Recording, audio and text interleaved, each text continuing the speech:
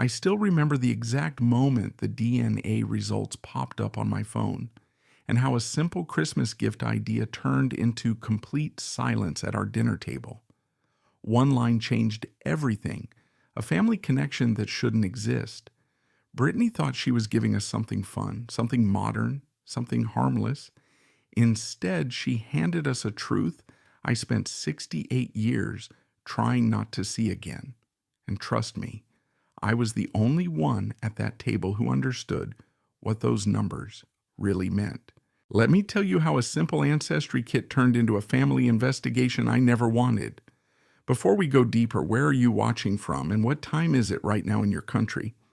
And if you like real family stories like this, subscribe so you don't miss what happens next. My name is Soren Patterson. I'm 68 years old, retired, living in a quiet suburb just outside Cleveland, Ohio, Parma Heights to be exact.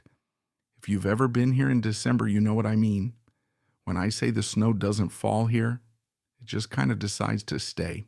People think retirement means peace, maybe golf, maybe fishing, maybe complaining about your joints like it's a full-time job.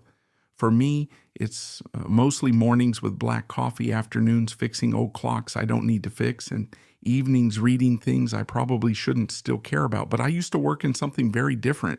For nearly 30 years, I was a forensic genealogist.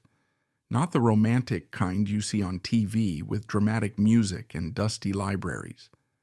I dealt with missing identities, sealed adoption records, inheritance disputes, and the kind of family trees that look less like trees and more like tangled barbed wire. I learned something early in that job. People don't want truth. They want comfortable truth. And those two things rarely match. My son Michael is 39.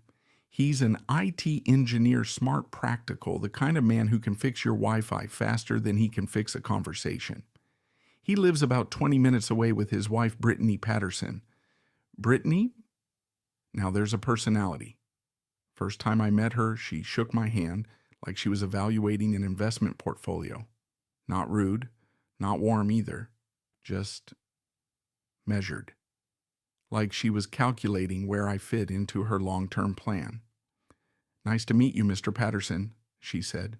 "Call me old-fashioned, but when someone uses your last name like that, instead of your first, you can feel the distance immediately."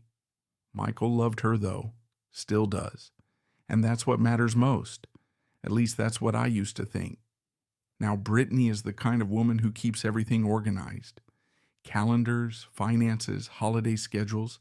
If it has structure, she trusts it. If it doesn't, she tries to fix it. She once reorganized my pantry when she visited for Thanksgiving. I told her I knew where my canned beans were. She said, "That's not the point, Soren." I didn't argue. I just moved the beans back later. Anyway, everything started around the beginning of December.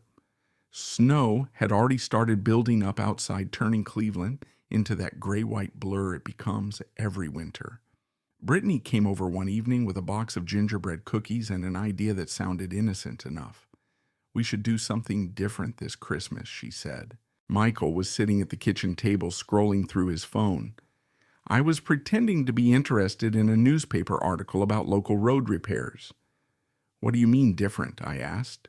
She smiled like she had already rehearsed the answer.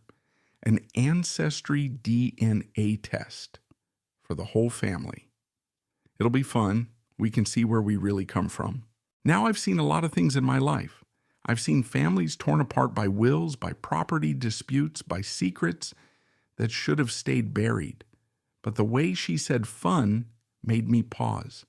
Fun is not a word I associate with DNA. Michael looked up from his phone. "Like 23, and me exactly," Brittany said. "We'll all do it. It'll be like a bonding experience." I remember leaning back in my chair, watching her carefully. "You know those things are mostly marketing, right?" I said. She tilted her head. "You don't believe in them?" "I believe in data," I said. "I also believe data has a habit of telling you things you didn't ask." She laughed lightly, but it didn't reach her eyes. "It's just for fun, Soren." That was the second time she said it. Michael shrugged. "Could be interesting, actually." And that was that. Decision made. But I noticed something else that night. Brittany wasn't looking at Michael when she spoke about the test. She was looking at me. Not long, just enough. You know that look? The one where someone isn't really asking permission, they're checking reaction. I didn't say no. Maybe I should have. Instead, I said something I regret in hindsight. All right, I told her. Let's see what history thinks of us. She smiled wider then. Too wide.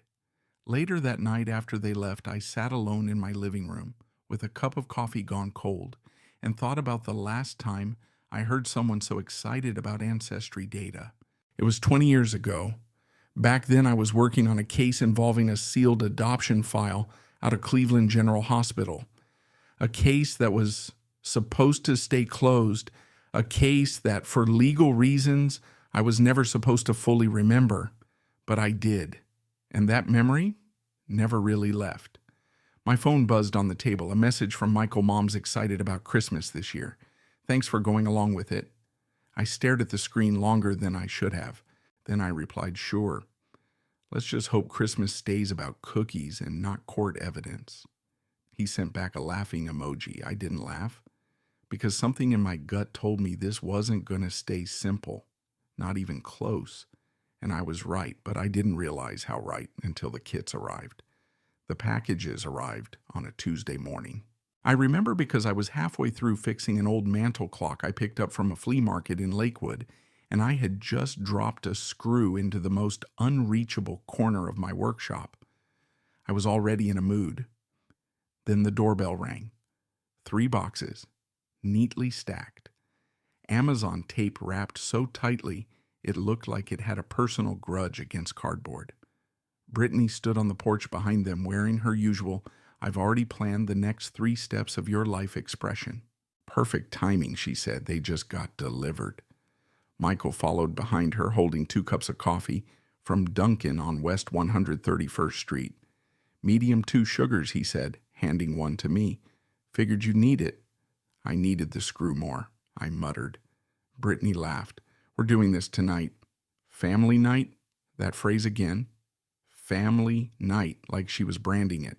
Inside the boxes were 4 DNA kits, 23 and me, $199.99 each. I checked the invoice without meaning to. Old habit. In my previous work, nothing was ever just a gift. Everything had paperwork. Brittany noticed me looking. It's not that expensive for something so meaningful, she said quickly. Meaningful. That word again. We sat in the living room that evening. Outside Cleveland had started its slow December freeze. The kind of cold that seeps into brick houses no matter how good your insulation is. Brittany had already arranged everything like a lab experiment. 4 swabs, 4 envelopes, 4 instruction sheets lined up like soldiers. Easy, she said. Just swab and send. Michael tried to lighten the mood. So what we find out I'm like 3% Viking and start drinking mead. Brittany smiled. You never know. I didn't smile. I was watching her hands. Too steady, too precise. She wasn't nervous. Most people are even with something harmless like this. She wasn't. That's when I noticed something small. She kept checking her phone, not casually, not once or twice, every few minutes. I leaned toward her slightly, expecting something. She looked up too fast, just work emails. But her screen wasn't on email when I saw it tilt. It was the Ancestry app. That's when my internal alarm, the one I built over 30 years of reading human behavior, started clicking quietly in the background. Something wasn't right. We did the swabs anyway. Michael went first, making jokes. Brittany guided him like a science teacher. I went last. Try not to contaminate the DNA of history, she joked. I've been contaminating history since 1979, I said. She didn't understand that joke. Michael did. He laughed. That was one of the few real laughs that night. Afterward, Brittany insisted she would handle all the packaging. I'll drop them off tomorrow, she said. I don't trust delays. That was another detail I filed away. Because people who are just curious about ancestry tests don't usually rush shipping logistics, like they're handling classified documents. Later that night, after they left, I stood at my kitchen window and watched their car reverse out of the driveway. Michael waved. Brittany didn't. She was already looking down at her phone again. I poured myself a glass of water and sat at the table. That's when Walter Hughes called. Walter is my oldest friend, retired like me, used to work in hospital records investigations, medical discrepancies, identity verification, that kind of thing, the kind of job where you learn very quickly that paperwork lies more politely than people do. He didn't even say hello properly. You did it, didn't you? He said, did what? DNA kits. Family Christmas experiment. I saw your kind coming from a mile away. I sighed. It wasn't my idea. That makes it worse, he said immediately. I leaned back in my chair. Why? Because it means you're in the middle of it, without choosing to be in it. That line stuck. I told him about Brittany, about the phone checking, about the urgency. He went quiet for a moment. Then he said, Soren, people don't rush DNA tests unless they're looking for something specific. What kind of specific? I asked. He exhaled. Money? Identity? Or leverage? Leverage. That word didn't belong in a family Christmas conversation. After the call ended, I stayed at the table a long time. The house was quiet, in that way suburban houses get when everyone else's lights are off, but yours still feel too awake. I told myself I was overthinking. I told myself I was retired. I told myself this was just a gift. But my instincts didn't retire with me. The next morning, Brittany texted me. All samples shipped. Results in 5 to 7 days. Exciting, exciting. She really loved that word. I stared at the message longer than I should have, because now there was no stopping it. The machine was already running. And somewhere deep in my memory, a file I had locked away for over 30 years started to feel like it was being pulled open again, slowly, quietly, against my will. And I had the sinking feeling that Brittany Patterson had no idea what she had just started. But I did. And that was the problem. Snow started falling harder the night the kits were officially sent out. Not the soft romantic kind you see in movies where people kiss under streetlights. No, Cleveland snow is different. It's heavier. It sticks. It turns everything into a gray-white version of itself, like the world forgot how to color correctly. I was in my garage when Brittany called. Everything shipped, she said, like she was reporting mission status. We should have results in a few days. I looked at the half-disassembled clock on my workbench. That's fast.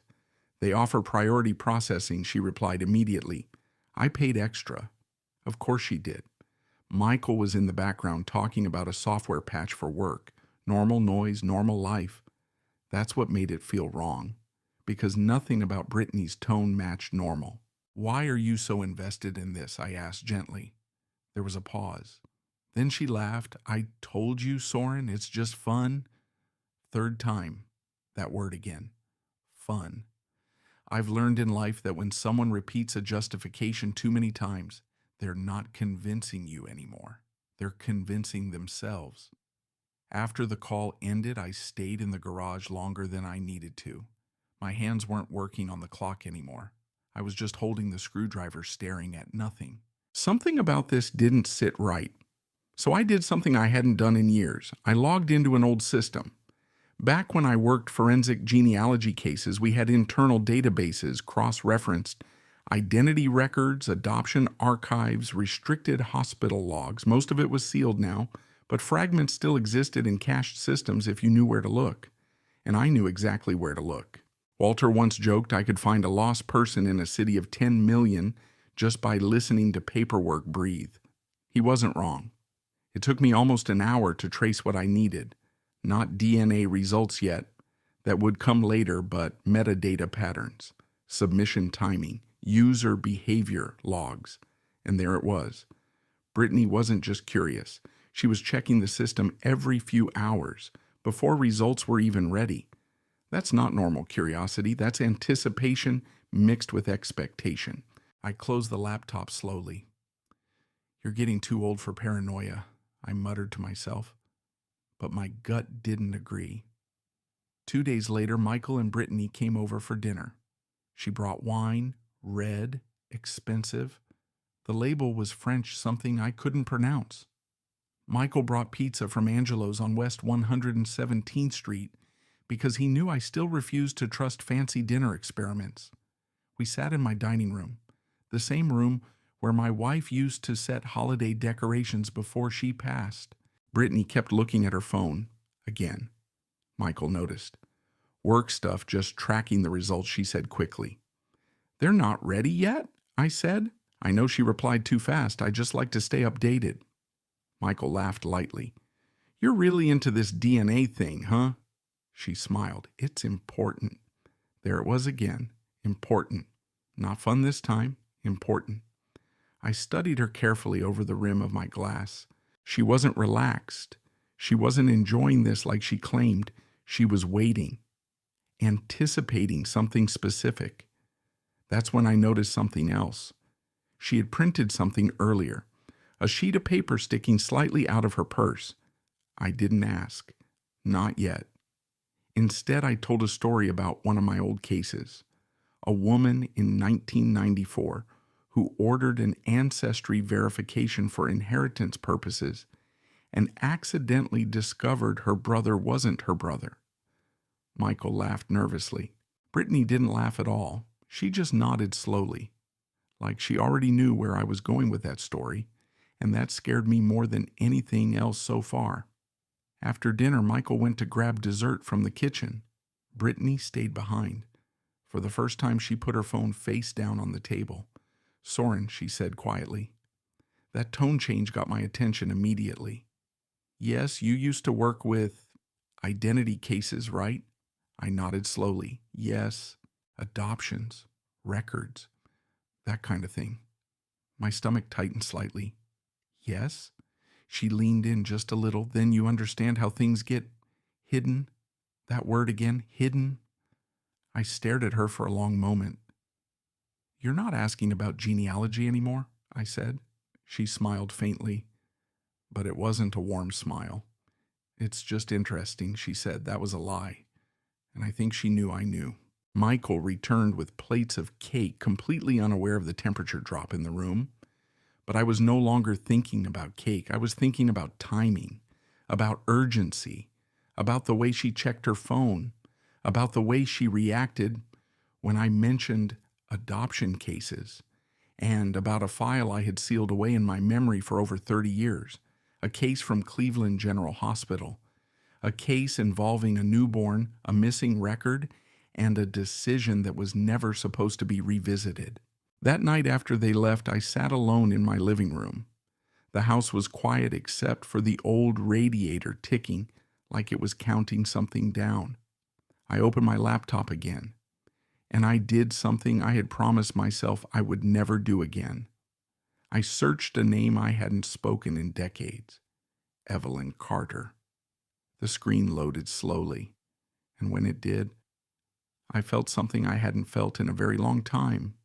Not fear, not exactly recognition, because whatever Brittany Patterson was chasing with that DNA test, it wasn't just curiosity, it was connected, and worse, it was already too late to stop it. I didn't sleep much that night, not because I was scared, at least that's what I told myself, but because my brain kept doing that annoying thing where it opens doors you spent decades trying to lock. At 3:17 a.m., I was still sitting in my living room with a cold cup of coffee and an even colder feeling in my chest.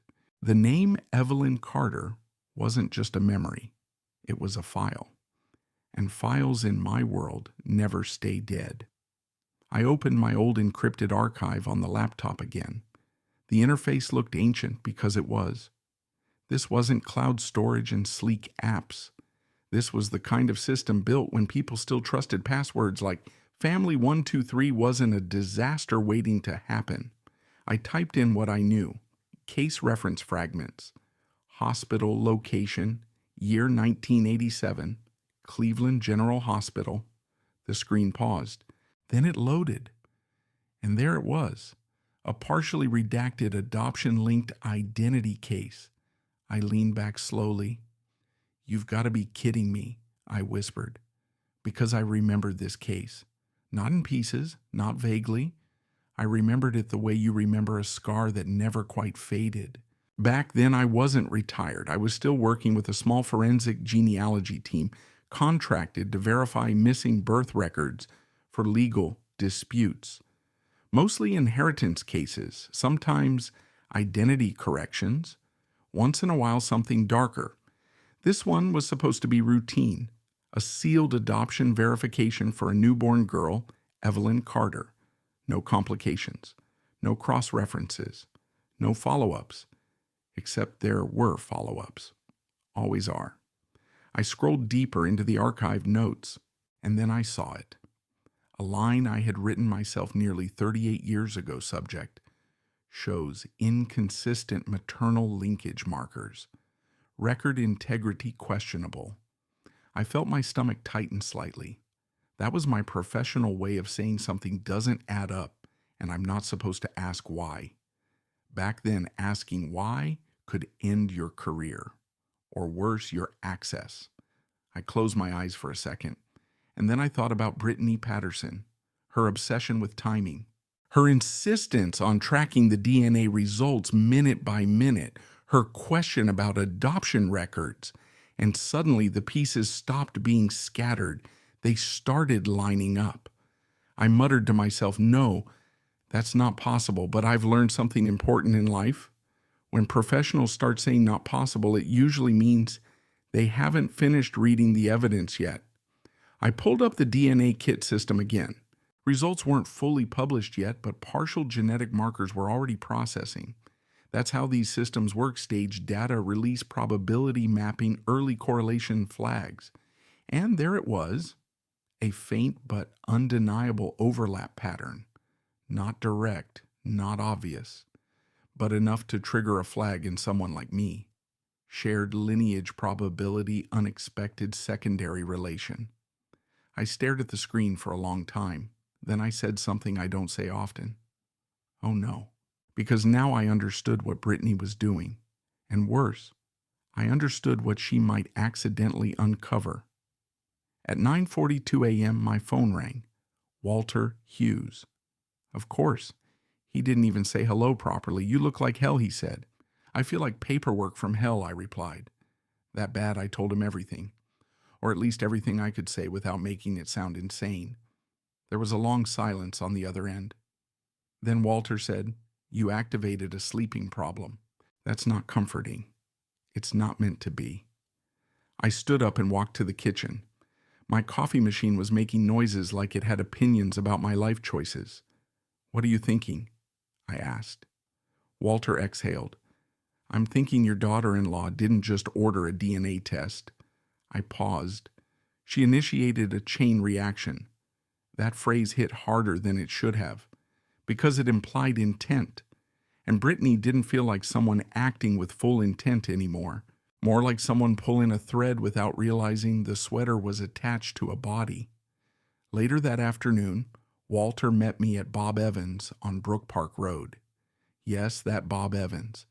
The one where the coffee tastes like it's been emotionally processed. He slid into the booth across from me and immediately said, "You look older than yesterday." "Thanks," I said. "You always know how to uplift a man." He took a sip of coffee. "Tell me the part you're avoiding." I sighed.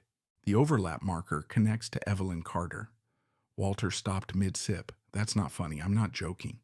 He leaned back slowly. "Soren, that case was sealed for a reason, I know. And you're telling me it's resurfacing because of a family ancestry test ordered by your daughter-in-law?" I nodded. Walter stared at me for a long moment, then shook his head. "This is either the worst coincidence in Ohio history, or someone is digging where they shouldn't be digging." I didn't like that option. Not even a little. I stirred my coffee even though I wasn't going to drink it. "Brittany thinks she's just exploring family history," I said. Walter gave a short laugh. "Nobody spends $200 per kit just to explore." "That's not exploration, that's investment. That word again, investment. We sat in silence for a moment. Then Walter added softer. Now you need to decide something. What? Are you going to let this play out? Or are you going to get in front of it? I didn't answer immediately, because the truth was I didn't know anymore. That night I drove past Michael and Brittany's house. Lights were on. Normal life was happening inside. I saw Brittany through the window, phone in hand, scrolling, waiting. And for the first time, I realized something I hadn't fully accepted yet. This wasn't just about DNA, it was about control. And Brittany Patterson had no idea that whatever she was trying to control had already escaped her reach. I sat in my car for a long time, engine off, watching the snow fall across the windshield like the world was trying to erase what it had already written. Then I whispered to myself, stay with me here, because this is the point where everything starts to break. Walter showed up at my house the next morning without calling first. That alone told me how serious he thought things were. He was wearing his usual gray wool coat, the one that made him look like he either worked in government or had given up on buying new clothes 20 years ago. He walked in, glanced at my kitchen, and immediately pointed at my coffee mug. "You haven't slept," he said. "I've slept," I replied. "Define slept." I closed my eyes at some point. He nodded like that was enough data for a diagnosis. We sat at my kitchen table, the same table where a few weeks earlier Brittany had insisted on arranging everything like a laboratory setup for the DNA kits. Walter didn't waste time. "You need to step away from this," he said. "That's not an option anymore." He leaned forward. "Soren, listen to me. I've seen what happens when old cases get dragged into present-day systems. It never comes out clean." I rubbed my face. "It's not just an old case." Walter frowned. "Then what is it?" I hesitated. "That's the thing about truth. It gets heavier the more people you share it with. It's connected to my family," I finally said. Walter went silent for a long moment. Then he exhaled slowly. "That's worse." "I know." We sat there in silence for a while. The radiator ticked in the corner like it was counting down to something none of us could see. Finally, Walter leaned back. "All right," he said. "Then we do this properly. No guessing. No emotional filling in blanks. We wait for full DNA results. Then we see what's real." I gave him a look. "You think I'm emotional?" He smirked. "I think you're pretending not to be." "Fair point." Before he left, he paused at the door. "One more thing," he said. "What if Brittany is as involved as you think she is? She's not going to stop just because things get complicated." "I've noticed," I said dryly. Walter nodded once. "Then neither should you." And then he was gone. That afternoon, Michael called. His voice was off. Not panicked, not angry, confused. "Dad," he said, "Brittany's acting weird." I closed my eyes. Define weird. She keeps checking the DNA app, like obsessively. She said results are updating early. Is that normal? I paused. "No," I said, "it's not." There was a silence on the line. Then Michael added quieter. "She also asked me if you ever worked on adoption cases." That made my grip tighten on the phone. "And what did you tell her?" I asked. "I said, yes, you did," he replied. "Why?" I exhaled slowly. "Because I said carefully some questions aren't casual questions." Another pause. Then Michael said something that stayed with me. "She says this is important for our future." I didn't respond immediately, because that word again, important, not fun. Not bonding, important. And in my experience, when someone starts labeling things that way, it usually means they've already decided the outcome they want. After the call, I sat alone for a while. Then I did something I hadn't planned to do yet. I drove straight to Cleveland General Hospital archives. The building had changed over the years, modernized, cleaned up, repainted, but archives always feel the same. Quiet, heavy, like they're holding their breath. The clerk at the front desk recognized my name from old contractor records. "You again," she said. "I wish I wasn't," I replied honestly. She gave me access to restricted historical files under supervision, paper scans, microfiche backups, digitized fragments. I wasn't supposed to be looking for Evelyn Carter again, but I was past supposed to at this point. I found her file, or what was left of it, redacted sections, missing timestamps, a signature gap where a medical administrator's name should have been, and then something that made my stomach tighten, a secondary annotation, not from hospital staff, from forensic review, mine. I had written it decades ago. A note I barely remembered until I saw my own handwriting. Possible external familial linkage requires cross-verification before closure. I leaned back in my chair. That was me. That was me saying something is connected, but I'm not allowed to say how. And suddenly everything clicked into place. Brittany wasn't randomly obsessed with DNA testing. She wasn't just curious about Ancestry. She was trying to verify something specific, something personal, without realizing that the system she was using was connected to a case I had buried for a reason. A very bad reason. My phone buzzed. Unknown number. I answered.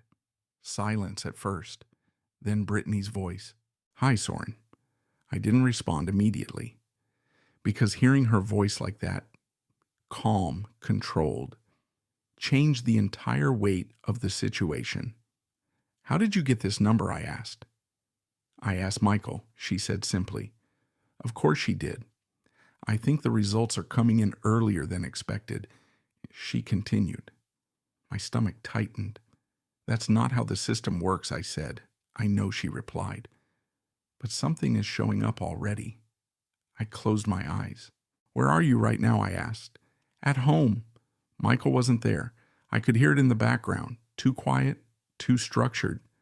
Soren, she said softer. Now you used to work with cases like this, adoption cases, hidden records, right? Yes, I said. A pause.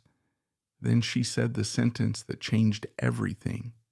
Then you already know what this is going to say. My throat went dry, and for the first time since this started, I wasn't leading the situation anymore. She was, and I had a sinking feeling that whatever she thought she was about to discover was only half the truth. I didn't answer Brittany right away, not because I didn't know what to say, but because I suddenly realized every possible answer was going to make things worse in a different direction. That's a special kind of silence, you know. The kind where your brain is running faster than your mouth is allowed to. On the phone, she stayed quiet too. Patient, controlled.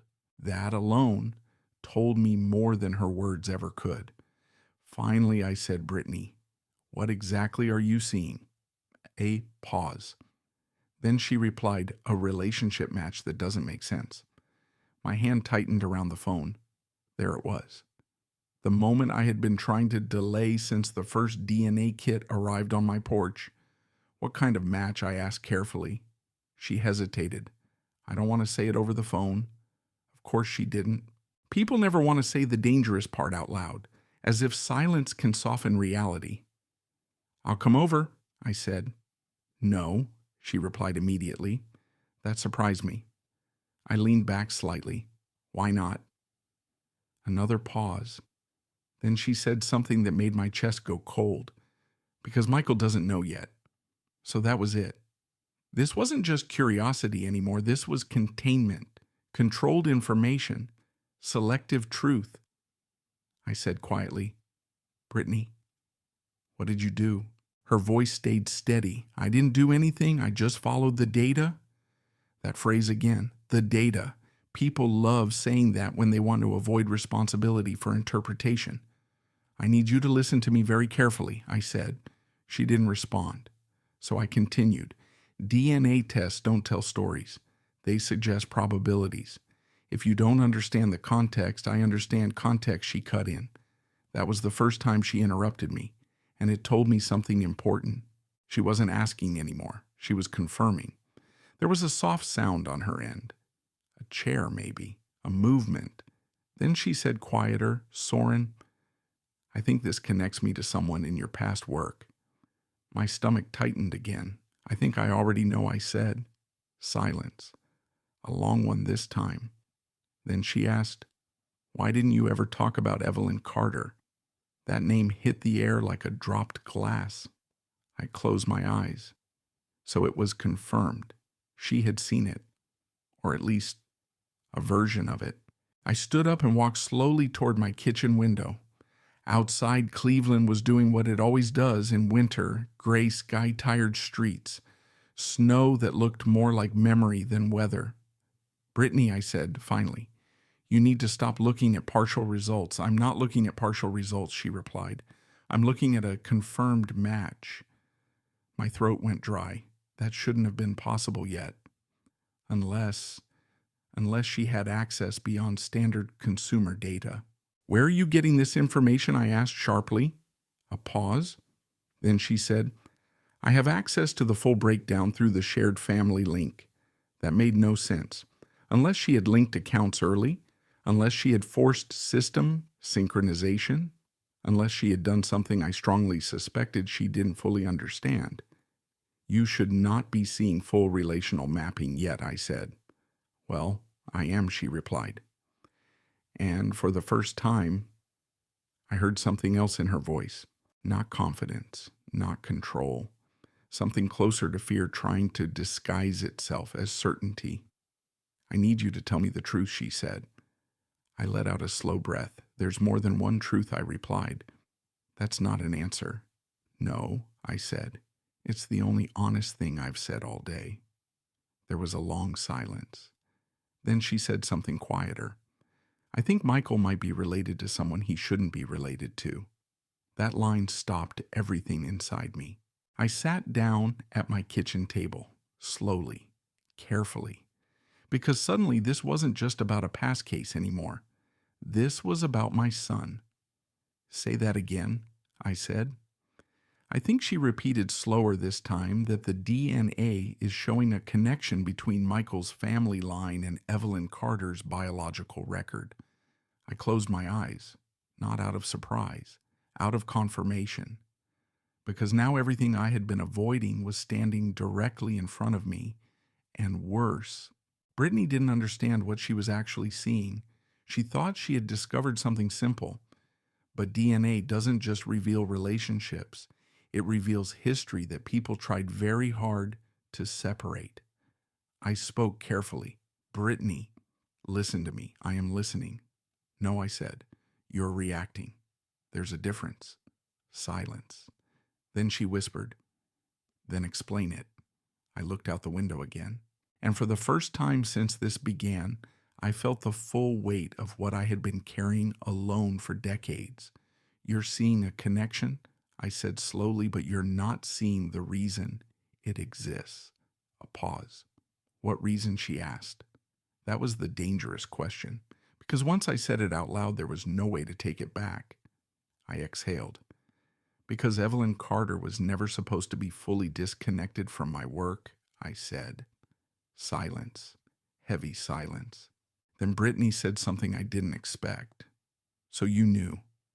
I didn't answer immediately, because the truth was complicated. Yes and no. "I knew enough," I said finally. "That's not the same thing," she replied. And she was right. That's what made this so dangerous. Not the data, not the DNA, but the gaps between what people know and what they assume. I heard a door open on her side, Michael's voice faintly in the background. "Britt, everything okay?" She didn't respond immediately. Then she said into the phone, "I have to go." And before I could stop her, the line went dead. I sat there for a long time, phone still in my hand, because now there was no controlling the timing anymore. The system was already in motion, and Brittany Patterson, whether she realized it or not, was about to bring the entire truth directly into my home. The only question left was what exactly she thought she was about to expose, and what she was actually going to destroy when she did. Michael showed up at my house the next morning without warning. That alone told me everything I needed to know. My son is many things patient, logical, annoyingly good at fixing software problems. I don't understand, but he is not a man who makes impulsive visits at 8:13 a.m. on a Wednesday in January, unless something has already cracked. He stood on my porch in a dark navy jacket, hair slightly unkempt, holding his phone like it had betrayed him overnight. "Dad," he said, as soon as I opened the door, "we need to talk." I stepped aside. "Coffee first," I said. He didn't argue. That was another bad sign. Inside, the house felt too quiet. The kind of quiet that usually follows a storm that hasn't finished forming yet. Michael sat at the kitchen table, the same table where Brittany had once laid out those DNA kits, like a neat little experiment. He didn't even look at it this time. "Brittany hasn't slept," he said immediately. I poured coffee into 2 mugs. "That's not unusual for her." "No," he said, shaking his head. "I mean, not at all. She's been up all night staring at the Ancestry results." I handed him a mug. "Results aren't even fully processed yet," I said. He looked up at me sharply. "That's what she said. That got my attention." I sat down slowly. "And what exactly did she show you?" Michael hesitated. That hesitation told me everything. Finally, he said, "A relationship map." My stomach tightened slightly. "Explain," I said. He rubbed his face. "It shows genetic overlaps between family members, percentages, shared markers, lineage connections." I leaned back. "That's standard," I said, "nothing unusual." "It's not the standard part that's the problem," he replied. And there it was. I waited. Michael continued, voice lower now. "There's a flagged connection in your direction." I didn't move, I didn't blink, but something inside me went very still. "Say that again," I said quietly. Michael swallowed. "Brittany says there's a match between you and someone in her family line. A historical match. She said the system flagged it as unexpected biological correlation." I closed my eyes. So she had escalated it, or the system had escalated itself. Either way, the door was open now. And once DNA opens a door, it doesn't politely close itself again. Michael looked at me carefully. "Dad, what is she talking about?" That was the question I had been avoiding for 30 years. And now it was sitting at my kitchen table in the form of my own son. I exhaled slowly. "There's something you need to understand," I said. Michael didn't interrupt. "That DNA systems like these don't just compare identities." I continued. "They reconstruct probability networks. They pull from historical data, sometimes even from records that were never meant to be connected publicly." Michael frowned. "That doesn't explain why your name is showing up." I nodded slowly. "No," I said, "it doesn't." A long silence filled the room. Outside, a snowplow passed down the street on Ridgewood Avenue, scraping away what little clean white layer had formed overnight. Finally, Michael said, "Brittany thinks you're hiding something." I let out a short breath. "She would," I said. That surprised him. "What does that mean?" I looked at him for a long moment. Then I said something I didn't expect to say out loud that morning. "It means she's half right." His expression changed immediately. "Dad," I raised a hand. "Let me finish." He stayed quiet. I continued, carefully choosing every word. "Years ago, I worked a case involving a sealed adoption record at Cleveland General Hospital, a newborn identity case tied to missing documentation. Evelyn Carter." Michael's eyes narrowed slightly. "That name again." "Yes," I said, "that name again." I took a sip of coffee I didn't taste. "The case was incomplete," I continued, "not because of missing data, but because of restricted access points. Some connections were legally sealed. Others were ethically questionable to pursue." Michael leaned forward slightly, and I looked at him directly. "And Brittany is now connected to that same lineage map through DNA probability matching." The room went silent, not normal silence. The kind of silence that presses against your ears. Michael finally spoke. "So she's related to someone from your old case." I shook my head slightly. "That's what she thinks," I said. "And you disagree?" I paused. That was the dangerous part, because disagreement would mean certainty, and certainty was exactly what I didn't have. I think I said slowly, "She's seeing a pattern without understanding its origin." Michael frowned. "That's not an answer." "No," I agreed. "It isn't." His phone buzzed on the table. He looked at it, then hesitated before turning it toward me. A message from Brittany. "We need to talk. I know what I found. It involves your father." I felt something tighten in my chest. Michael read my expression. "She won't stop," he said quietly.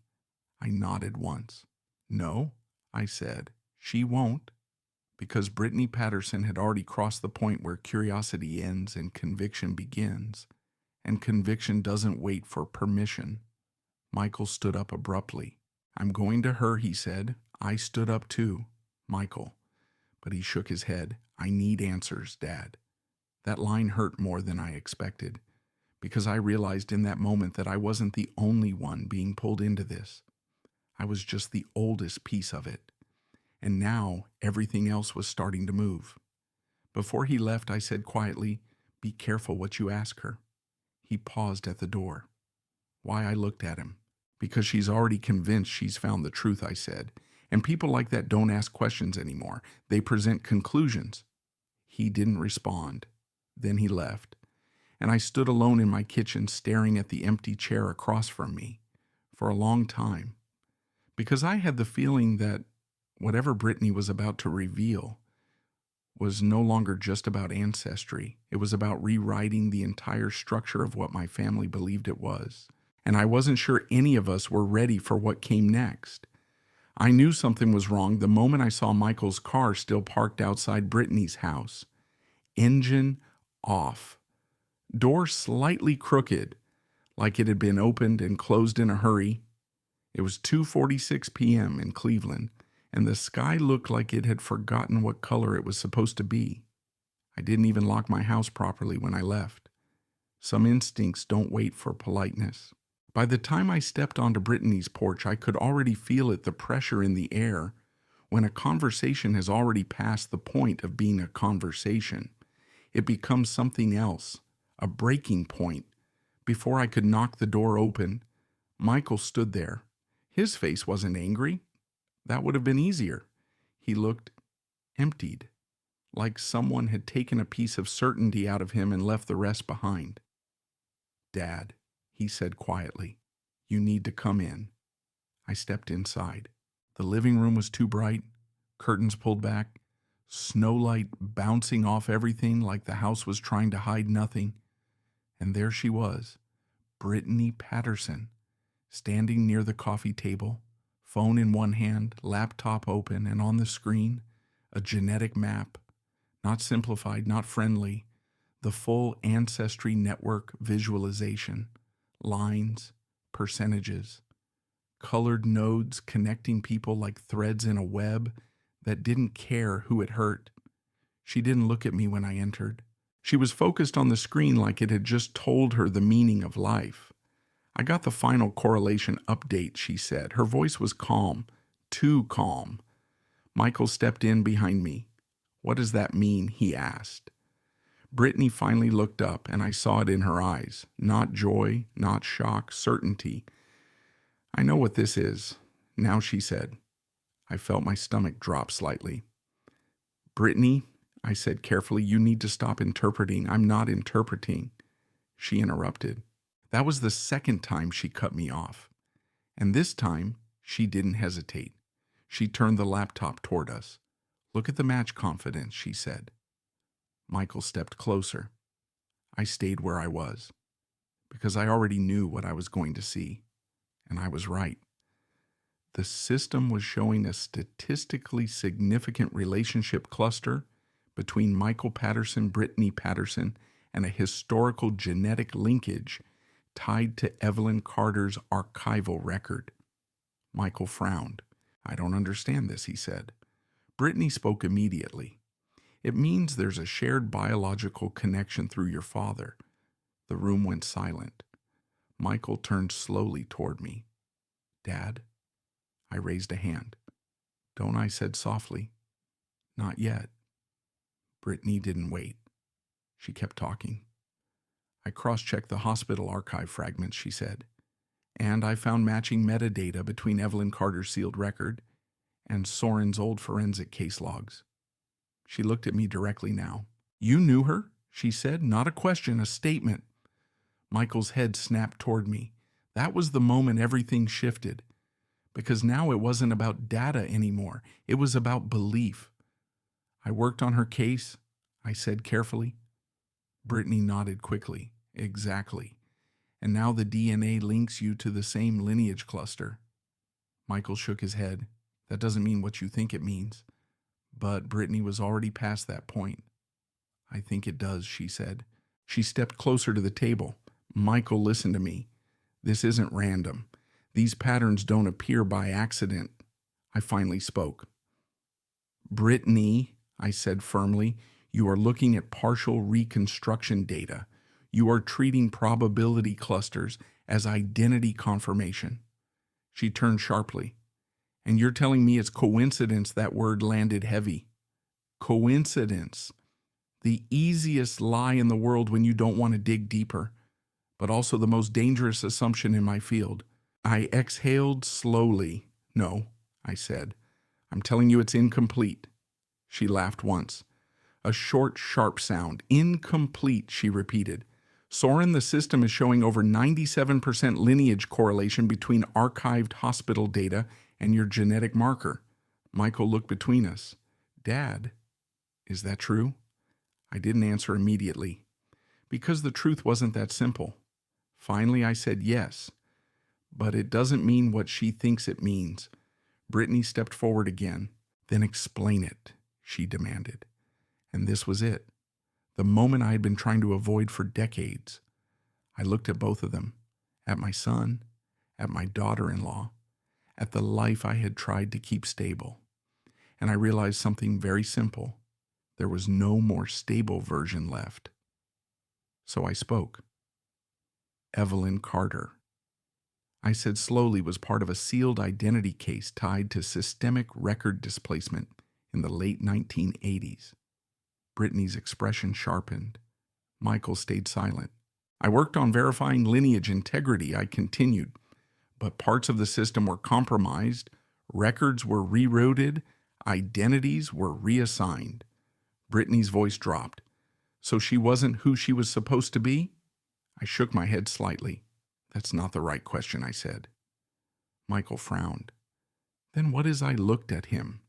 Who benefits from the connection you think you've found silence?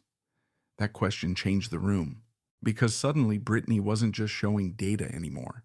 She was chasing intent, and intent is always messier than numbers. Brittany stepped back slightly. I didn't do anything wrong, she said. And for the first time, her voice cracked just slightly. Michael saw it too. Britt, he said softer. She shook her head. I just followed the system. But now even she didn't sound fully convinced by that sentence. Because systems don't ask you to feel responsible. But consequences do. I looked at the screen again, at the lines connecting all of us, and I realized something I hadn't admitted out loud yet. This wasn't just about Evelyn Carter. It was about what happens when buried records finally collide with modern technology, and no one is prepared for the emotional fallout. Brittany suddenly stepped back. I need to rerun the comparison, she said quickly. Michael grabbed her arm gently. Brittany, stop. She froze. For the first time since this started. She didn't move. She just stared at the screen like it might change its answer if she looked long enough. And in that moment, I knew the truth wasn't going to fix this. It was only going to divide it further. Because some discoveries don't bring families together. They just make it impossible to pretend they were ever simple. Nobody spoke for a long time after that. The only sound in Brittany's living room was the faint hum of her laptop fan and the occasional ticking of a wall clock that felt suddenly too loud, like it was trying to fill in for the words none of us could find. Brittany stood frozen in front of the screen. Michael still had his hand lightly on her arm, But even he wasn't sure if he was holding her together or just reminding her she was still there. And me, I was watching something I've seen before in my career. Not data, not systems. People hitting the moment where certainty stops being comforting. Brittany finally spoke, but her voice was different now, smaller. "I didn't mean for this," she said. No one responded immediately. She looked at Michael. "I was just trying to understand our family," she added quickly, almost defensively. "That's all I wanted." Michael's expression softened slightly, but there was confusion in it now too. "Why did you need DNA to understand us?" he asked quietly. That question hit harder than anything technical we had discussed all day. Brittany opened her mouth, then closed it again. For the first time since this began, she didn't have an immediate answer. I stepped forward slightly. "This is where it gets dangerous," I said calmly. Both of them looked at me. Not the data, I continued. The interpretation. Brittany shook her head. "But the system flagged a biological correlation between your past case and our family line," she said quickly. "That's not interpretation. That's output." I nodded slowly. "Yes," I said, "but output without context becomes assumption, and assumption becomes story, and story becomes belief." Michael exhaled slowly. "So what are we supposed to believe?" he asked. I hesitated, because the honest answer was uncomfortable. "I don't know everything," I admitted. That surprised Brittany more than anything else so far. She looked at me sharply. "You've been hiding this for decades," she said. I didn't deny it immediately, because from her perspective it looked like hiding. But from mine, it was containment. "I didn't hide it," I said. "I kept it within its proper limits." Brittany laughed once, but there was no humor in it. "Proper limits," she repeated. "You're talking about human identity." Michael stepped between us slightly. "Okay," he said firmly. "Stop. Both of you." Silence again. But this one felt different. Tired. Not explosive anymore, just worn down. Michael looked at me. "Dad," he said slowly, "what does this actually mean for us?" That question, that was the real one. Not the DNA, not Evelyn Carter, not even Brittany's interpretation, but us. I looked at my son for a long moment. Then I said, "It means your family history is more complicated than you thought."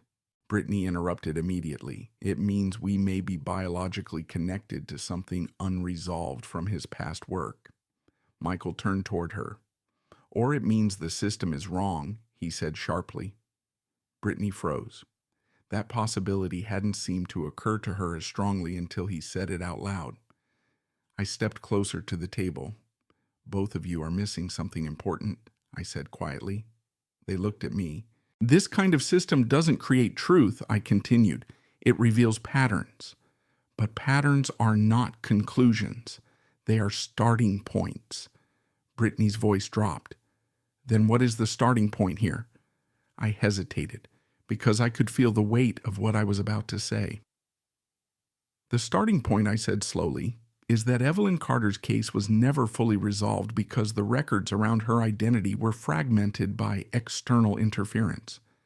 Michael frowned. "What kind of interference?" I looked at him. "The kind that happens when institutions try to simplify complex human situations into clean administrative categories." That didn't satisfy him. I could see it in his face, but it was the most honest answer I had. Brittany suddenly sat down on the edge of the couch, like her legs had finally decided they were done standing. "I thought I was helping," she said quietly. And for the first time, there was no calculation in her voice, just exhaustion. Michael sat next to her. "You still might be," he said gently. She shook her head. "I don't think I am anymore." The room went quiet again. This time nobody rushed to fill it. I watched them both, and I realized something I hadn't expected. This wasn't just breaking something. It was also revealing what had been hidden underneath all along. Fear, control, the need for certainty in a system that refuses to give it cleanly. I spoke softly. You're both reacting to information you weren't prepared to interpret, I said. Brittany looked up. And you were? She asked. That was fair. I nodded. I was trained for it, I said. Michael leaned back slightly. So what happens now? He asked. I looked at the screen again. The lines, the connections, the percentages that looked so clean but felt anything but. Now I said we slow down. Brittany gave a faint, bitter smile. That's not how this works, she said. I shook my head. It is. If you want to keep your family intact. That landed. Silence followed again, but it wasn't sharp anymore. It was reflective. Michael finally spoke.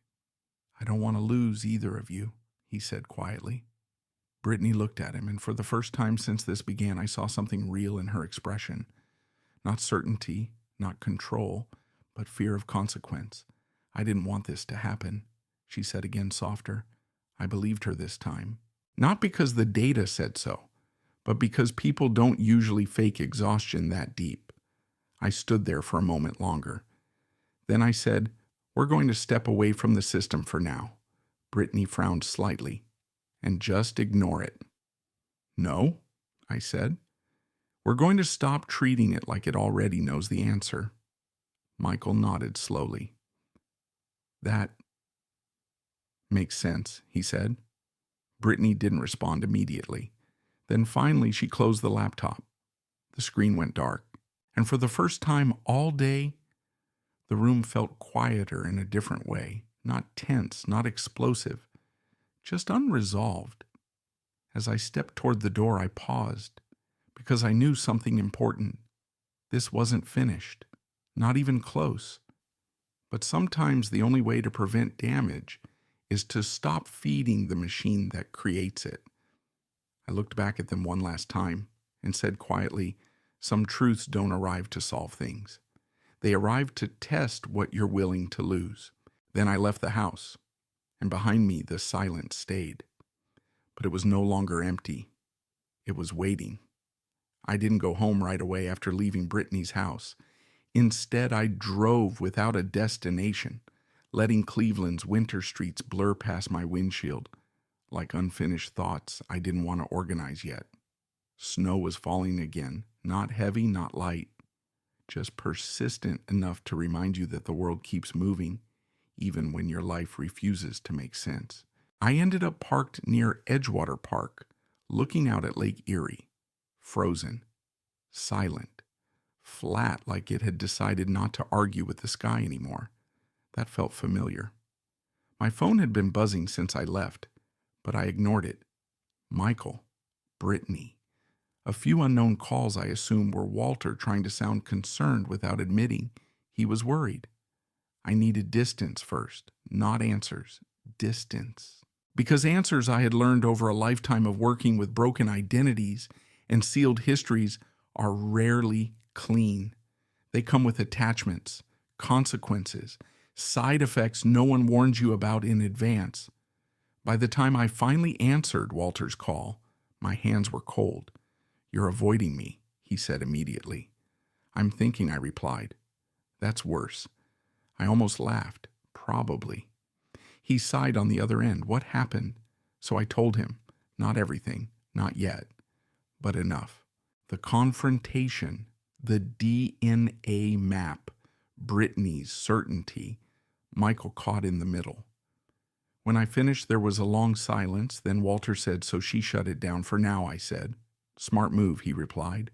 I didn't think she would, I admitted.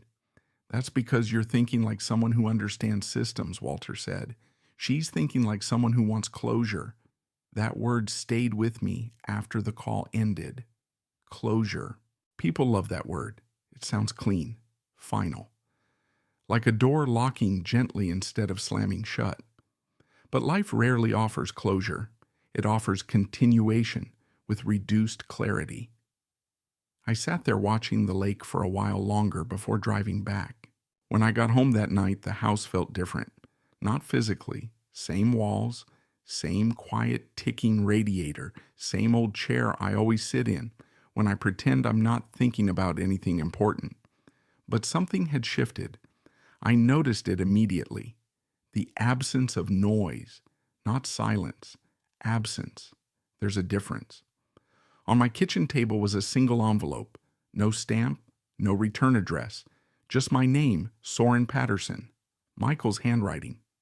My chest tightened slightly as I opened it.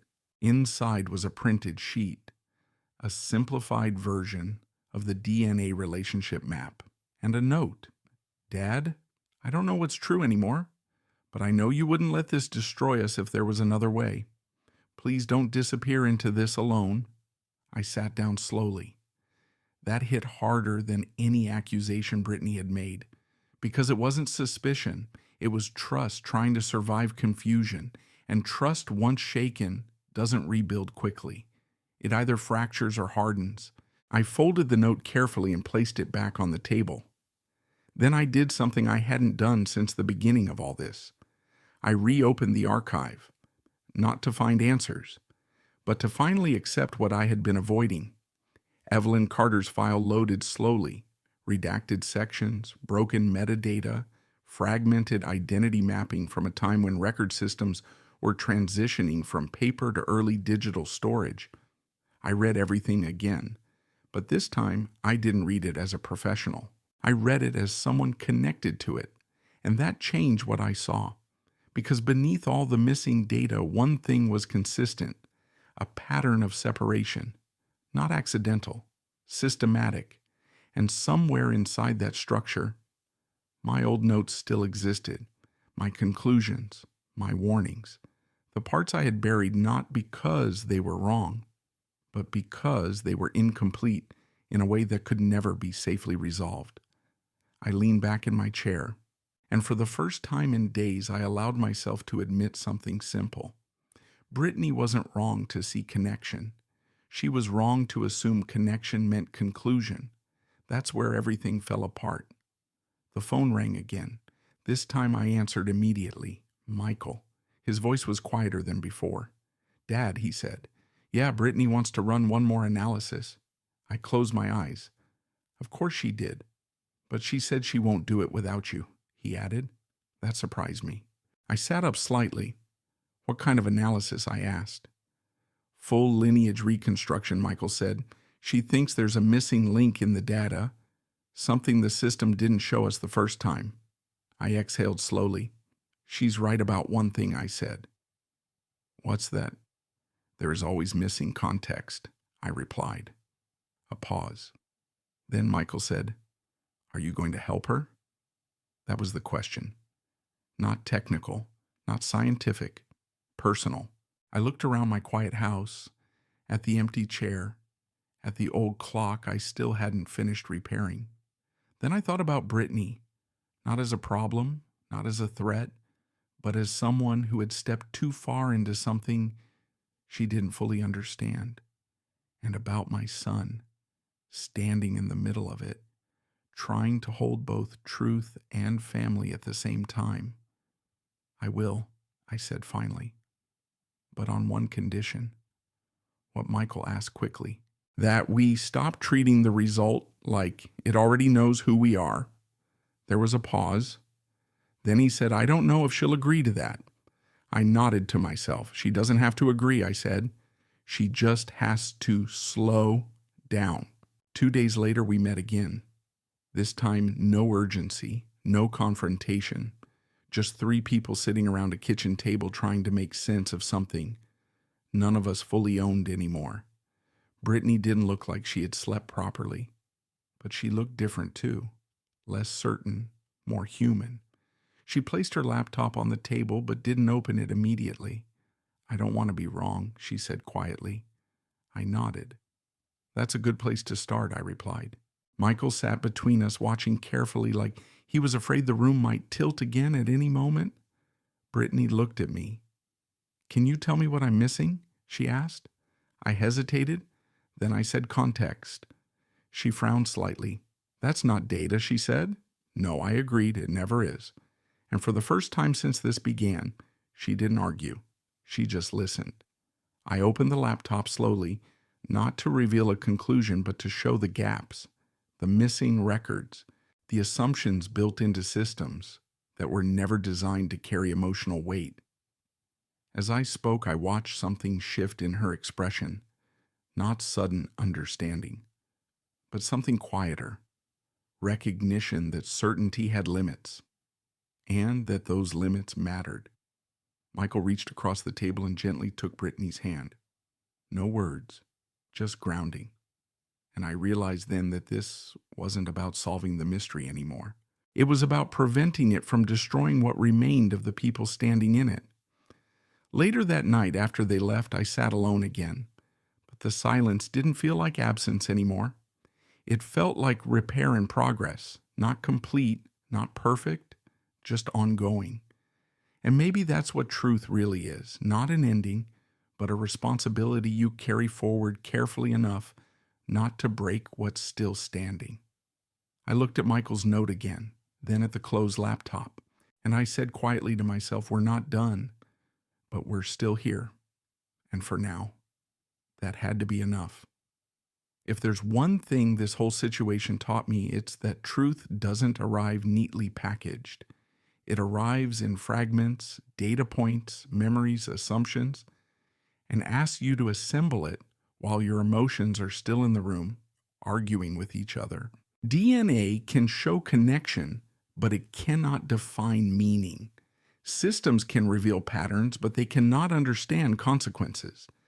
And families are always more fragile than the science we use to explain them. I used to believe my job was to uncover what was hidden. Now I understand something different.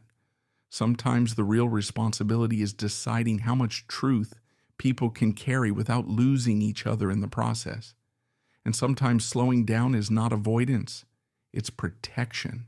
If this story meant something to you, join our community by hitting that like button and subscribing for more real, raw, and family-centered stories. Drop a comment below and tell us, have you ever been in a situation like this? We read every single one. And as always, thank you for being a part of this.